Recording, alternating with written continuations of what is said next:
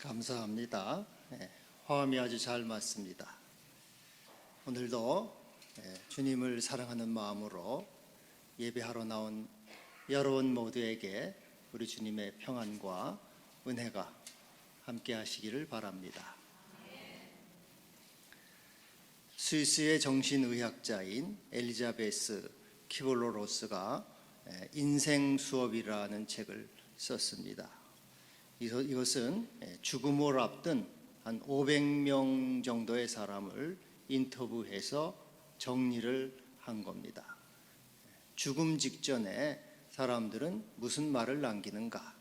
마지막 하는 말은 무엇인가? 그런 내용입니다.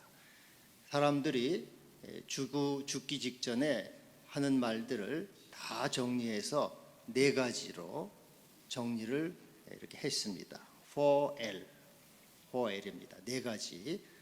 live, 살라, 지금 여기서 살라, 과거에 얽매이지 말고 미래를 두려워하지 말고 지금 이 순간 기뻐하고 감사하고 즐거워하며 살라. 2번째는 love, 사랑하라. 모든 날, 모든 일, 모든 사람을 사랑하라. 이것은 우리를 연단하고 성장시키고 유익해 하는 신의 선물이다 하는 것입니다. 3번째는 laugh, 웃으라. 매 순간 깨어서 감사하며 기뻐하며 웃으라. 삶은 신의 선물이다. 4번째는 learn, 배우라. 모든 사건, 모든 사람에게서 배우라. 죽을 때까지 배우라. 죽으면서 사람들은 이제 이 한 말을 4가지로 4L로 정리를 한 겁니다. 여러분이 이제 마지막 임종을 맞는다면 무슨 말을 남기고 싶습니까? 한마디 하라 그러면은 어떤 말을 남기고 싶습니까? 우리 예수님은 이제 부활하셔서 땅에 40일 동안 계셨습니다.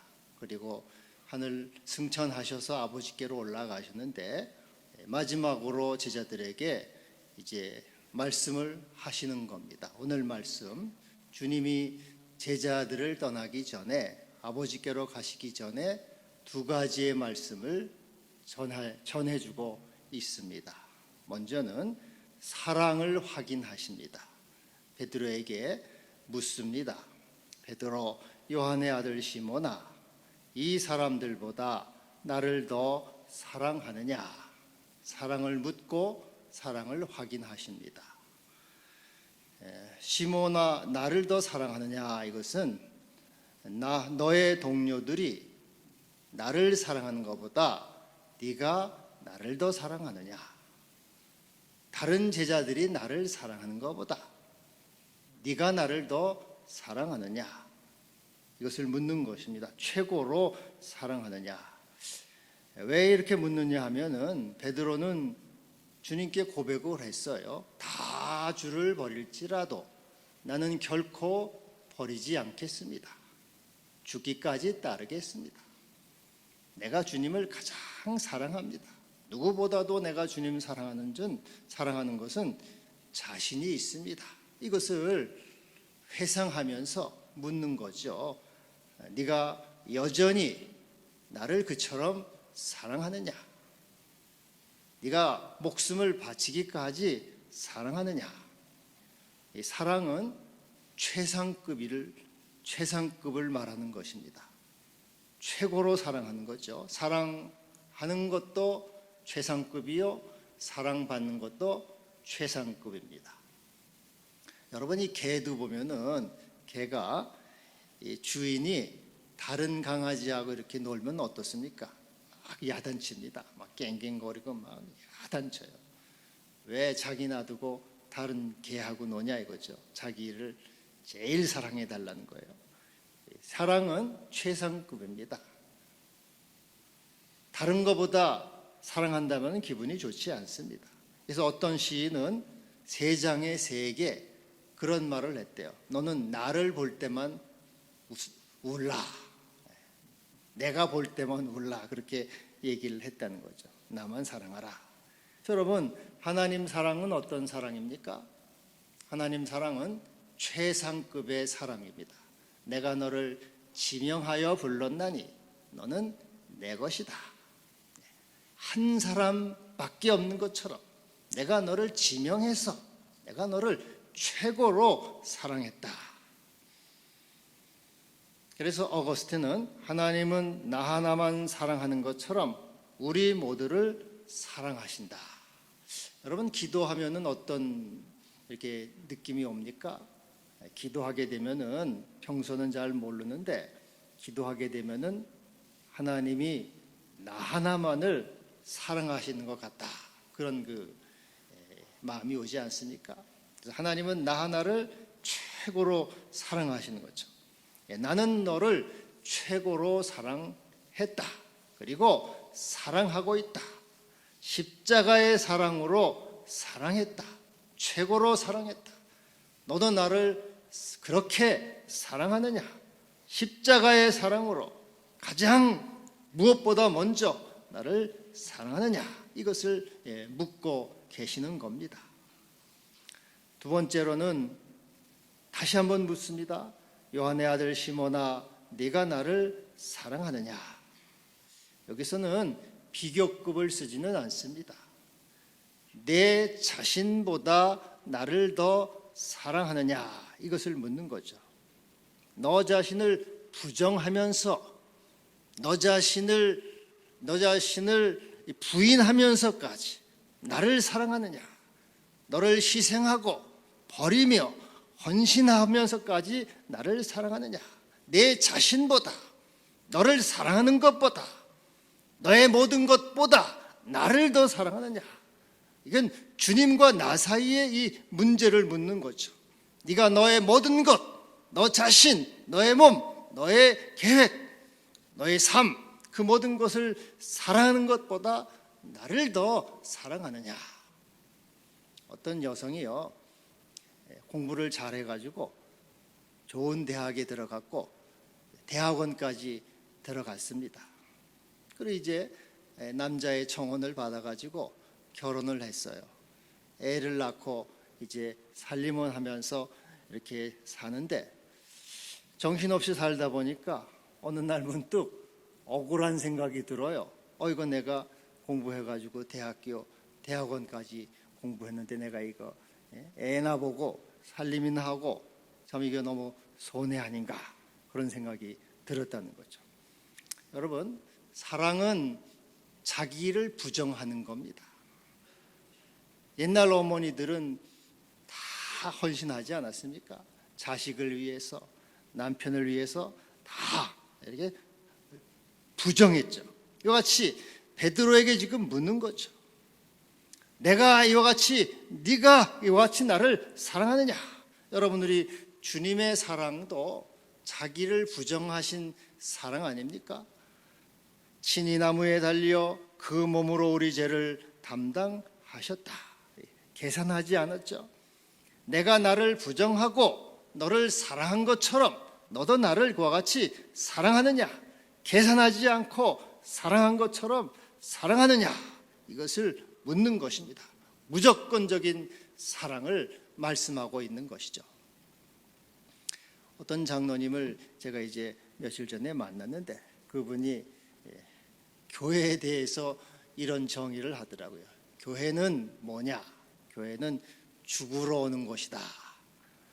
그런 말을 해요.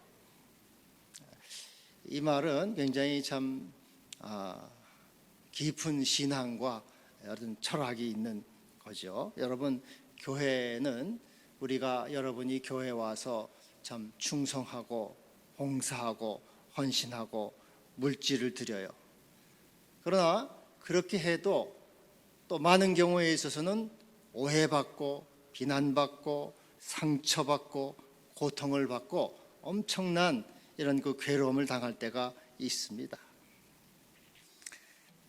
이것은 여러분, 우리가 참 내가 주님을 위한다, 교회를 사랑한다고 하면서 내 것을 들여가면서 헌신했는데 돌아오는 것은 상처란 말이죠. 그런 게 참 많아요. 교회 생활을 하다 보면은.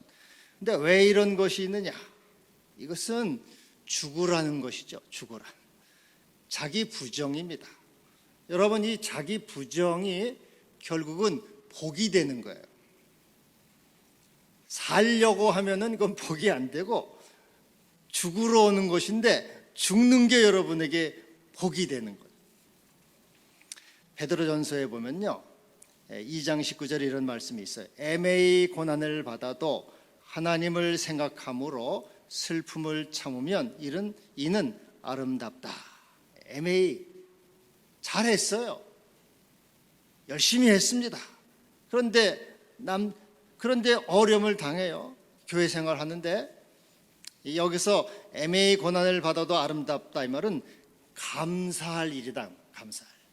내가 속상하고 화가 나고 힘이 들어도 그것은 감사할 일이다. 왜냐하면은 이 자기가 부정되거든요. 이게 자기 자아가 이게 깨지게 되는 거예요. 자아가 깨지면서 면류관이 커지게 되는 겁니다. 여러분, 옛날 어머니들이 참 자식을 위해서, 남편을 위해서, 가정을 위해서 얼마나 참 어려움을 많이 당했어요. 눈물 흘리고 한이 있으면서까지 이제 어머니들이 참 가족을 위해서 헌신했습니다. 그런데 그 어머니는 이제 자기 부정을 한 거예요. 근데 그 어머니의 자식들의 마음과 남편의 마음에 누가 있습니까? 어머니가 남아 있어요.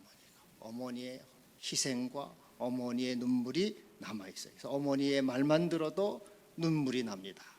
이게 면류관이에요. 그게 이제 고난이, 자기 부정이 면류관이 되는 거예요. 그래서 네가 너를 부정하면서까지 나를 사랑하느냐? 이것은 자기가 죽으면 자기 죽음을 통해서 하나님 앞에 서게 되고 면류관을 받게 되는 것입니다. 여러분, 우리 예수님도 애매히 고난을 당하셨죠.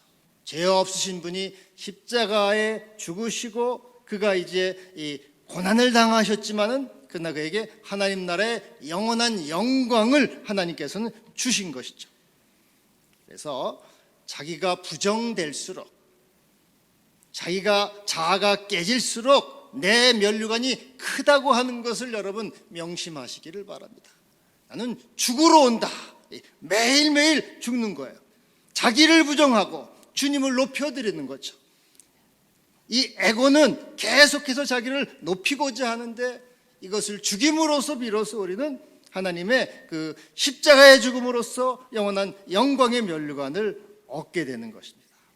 그래서 교회가 교회 생활이 어렵다, 힘들다 하고 이렇게 자꾸 움직이게 되면은 면류관이 없는 거예요.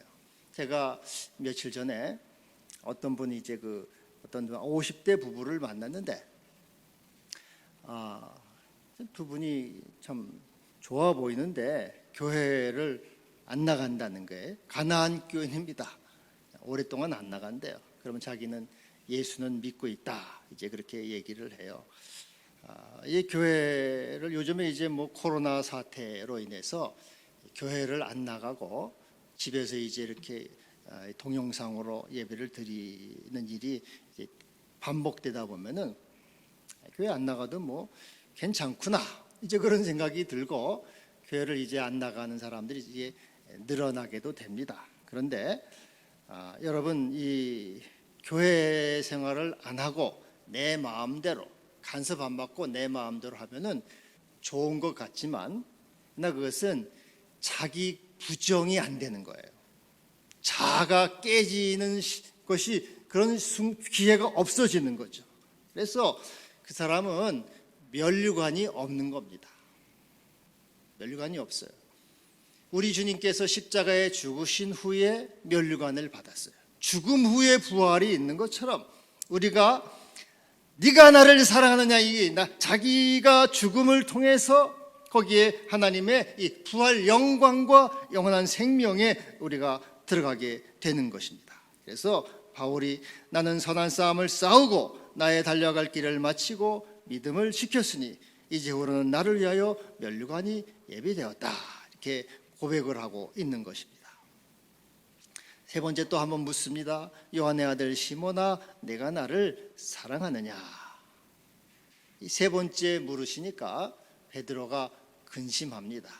근데 이것은 이제 베드로가 예수님을 세 번을 부인했잖아요. 세 번을 부인한 것을 세 번의 긍정의 기회를 주기 위해서 이렇게 물으셨다, 보통 그렇게 해석을 하고 있습니다. 그러니까 옛날에 그 어두웠던 기억, 자기의 그 수치스러운 기억을 이제 다 잊어라.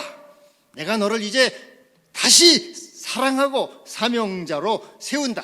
새롭게 시작하게 하시는 주님의 사랑을 볼 수가 있는 것이죠. 그래서 우리 주님은 항상 우리의 어두운 과거를 다 덮어주시고 씻어주시고 새롭게 하시고 미래를 주시고 은총을 주시는 주님이십니다. 누구든지 그리스도 안에 있으면 새로운 피조물이라. 이전 것은 지나갔으니 보라 새 것이 되었도다. 내 양을 치라, 이렇게 나를 사랑하느냐 이것을 물으신 다음에 우리 주님 사랑을 확인하신 후에 주님은 내 양을 먹이라, 내 양을 치라, 내 양을 먹이라, 이렇게 말씀하십니다. 여기 15절에 내 어린 양을 먹이라, 이것은 이제 새끼 양을 말하는 것입니다. 새끼 양은 사랑과 돌봄이 필요하지요. 손이 많이 갑니다. 또 내 양을 치라고 할 때 이 16절에 내 양은 중간치 양, 청소년 정도의 양이라 이렇게 볼 수가 있습니다. 그리고 세 번째로 내 양을 먹이라 하는 것은 다 자란 양, 성인 양. 그래서 새끼 양에서부터 성인 양까지 모든 양을 말하는 것이죠. 먹이라고 하는 것은 여러분 이제 시편 23편에 있는 대로 여호와는 나의 목자시니 그가 나를 푸른 초장 잔잔한 시냇가로 인도하신다. 그래서 이것을 먹이라, 먹어야 사니까 먹이라는 것이에요. 그리고 치라는 것은 돌본다, 다스린다. 시편 23편 4절에 주의 지팡이와 막대기로 나를 안위하신다. 이것은 이제 주께서 인도하시고 보호하시고 돌보신다는 것을 말하는 것이죠. 그래서 이것을 종합적으로 말할 때 양을 먹인다, 양을 친다고 하는 것은 양의 필요를 채워주는 것이죠. 양의 필요를. 우리 부활하신 주님은 우리에게 명령하시면서 말씀하는 거죠. 너희들은 서로의 필요를 채워주라. 서로의 필요를 채워주라. 서로의 필요를 공급해주는 사람이 되라고 하는 것입니다.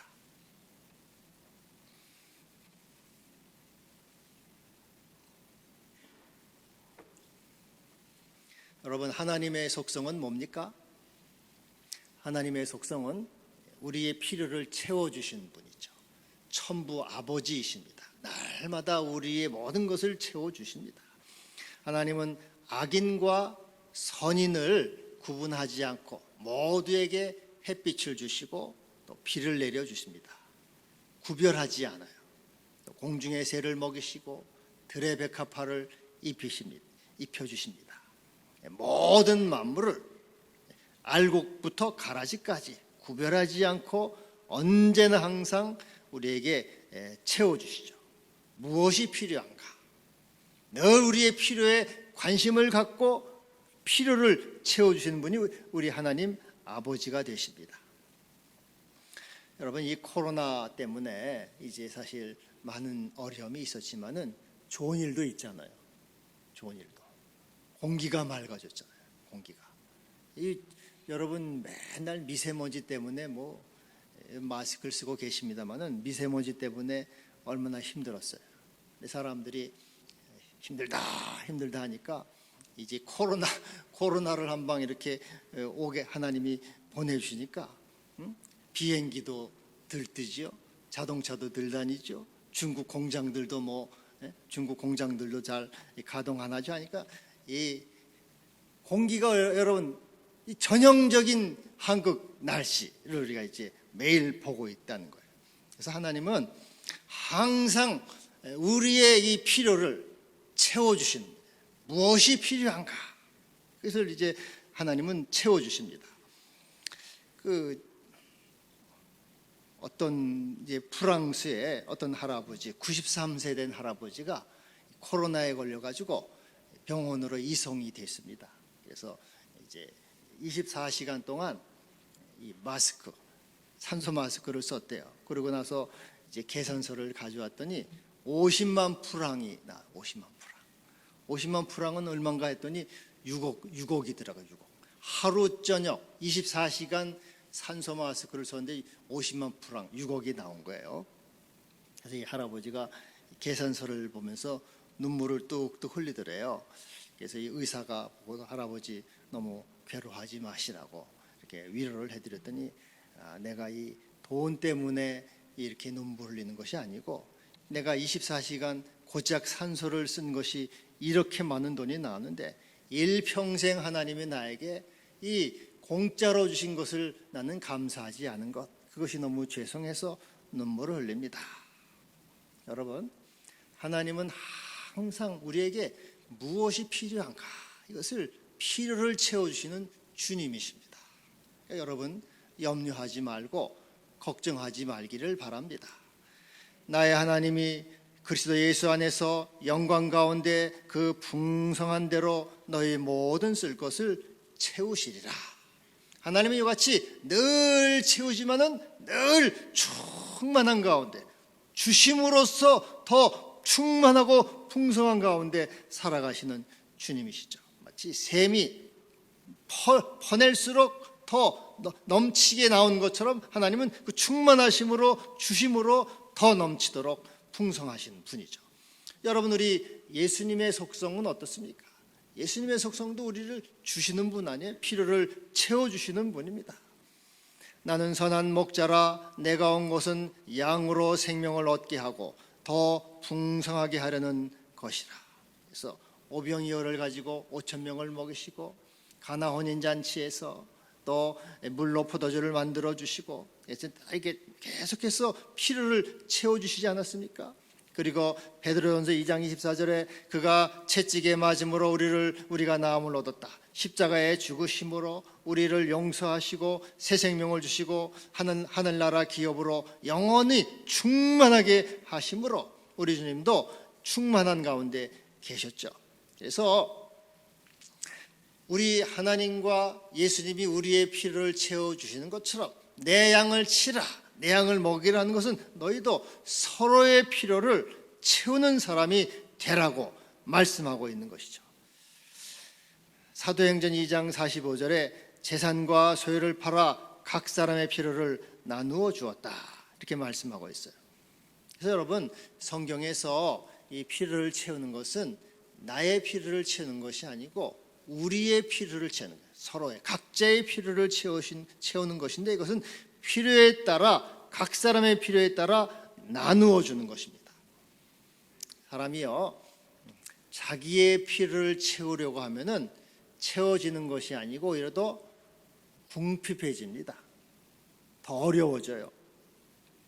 여러분, 이 할아버지나 할머니들 보면은 할머니를 좋아하잖아요. 할머니들은 가면은 애도 봐주고 또 뭐 살림도 해주고 빨래도 해주고 필요를 채워준단 말이에요. 그러니까는 할머니들은 좋아하게 돼 있어요. 그리고 더 풍성해지죠. 근데 우리 할아버지들은 안 그렇단 말이죠. 애를 봐줍니까? 뭐 커피 타와라, 뭐 밥 해오라. 오히려 필요를 채워주는 것이 아니고 필요를 만드니까 오히려 궁핍해진단 말이죠. 그래서 우리는 하나님처럼 또 주님처럼 필요를 채워주는 사람이 될 때 더 풍성한 사람이 되는 것입니다. 할렐루야.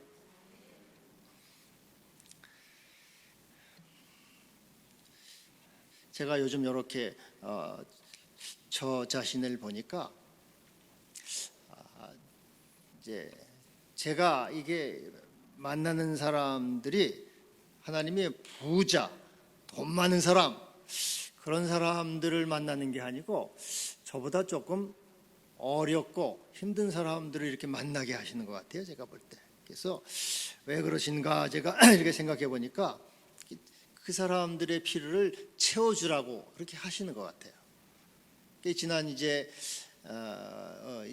연초인가 연말에도 제가 이제 우리 이 목사님들 몇 번 이제 초청을 해가지고 같이 식사도 하고 뭐 이제 용돈도 조금 이렇게 드리기도 했는데, 하여튼 우리는 서로의 필요를 채워주는 사람이 이제 돼야 되는 것이죠. 근데 여러분, 우리가 이렇게 남의 필요를 채워주게 되면은 사람들은 어떻습니까? 사람들은 감사하고 고마워하지 하는 것보다는 오히려 원망하고 불평하는 게 많아요.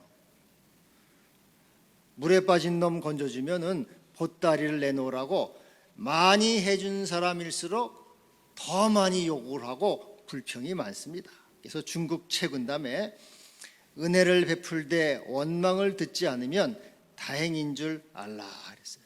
여러분, 하나님은 어떠세요? 하나님은 계속해서 우리의 필요를 채워주신단 말이죠. 그러나 사람들은 어떻습니까? 하나님이 어디 있느냐? 하나님 겨우 이것밖에 안 주시냐고 하나님은 채워주시지만은 사람들은 계속해서 하나님을 원망합니다. 우리 예수님도 십자가에 죽기까지 우리의 필요를 채우시고 우리에게 생명을 주셨지만은 사람들은 그를 십자가에 못 박으라, 예수님을 미워하며 예수님을 십자가에 이제 죽인단 말이죠. 사람들은 은혜를 원수로 갚아요. 그러나 우리 하나님은 그렇다고 하나님은 이렇게 우리와 같이 이 에고, 자아를 갖고 계신 분이 아니라 속상해하고 기분 나빠하고 화를 내지 않아요. 여전히 우리의 필요를 채워주시죠. 그래서 만약에 우리들이 이와 같이 욕을 먹으면서도 그 일을 한다고 하면은 우리는 하나님의 자리, 하나님의 마음을 갖는 것입니다. 그래서 너희는 기뻐하고 즐거워하라, 하늘에서 너희 상이 큼이라, 이렇게 말씀하고 있습니다. 18절에 이렇게 말씀하시죠. 젊어서는 스스로 띠뛰고 다녔거니와 늙어서는 내 발을 벌리리니 내가 내게 띠띠우고 원하지 아니하는 곳으로 데려가리라. 십자가의 사랑으로, 주님의 사랑으로 양을 치고 필요를 채우는 사람이 되라고 주님 말씀하고 계십니다. 여러분, 오늘 부활하시고 예수님이 부활하시고 둘째 주 주일입니다. 우리 주님의 말씀을 따라서 하늘 운동력으로 우리가 순종할 때 그것이 지혜요 영원한 충만함으로 우리 모두를 채워주실 줄을 믿습니다. 저가 흩어 가난한 자들에게 주었으니 그 의가 영원토록 있느니라. 주님을 더욱 사랑하시고 주님의 사랑 안에서 서로 사랑하고 필요를 채워주는 우리의 삶이 되기를 축복합니다. 기도하겠습니다. 주님, 우리를 사랑하시고 죽기까지 우리의 필요를 채우셔서 충만케 하여 주신 주님 감사합니다. 주님의 사랑 안에 거하게 하시고 주님의 충만함으로 우리도 서로 채워서 주의 의를 이루게 하시고 또 우리가 하나님의 사랑 가운데 거하게 하여 주옵소서. 우리를 붙드시고 인도하여 주옵소서. 예수님의 이름으로 기도하옵나이다. 아멘.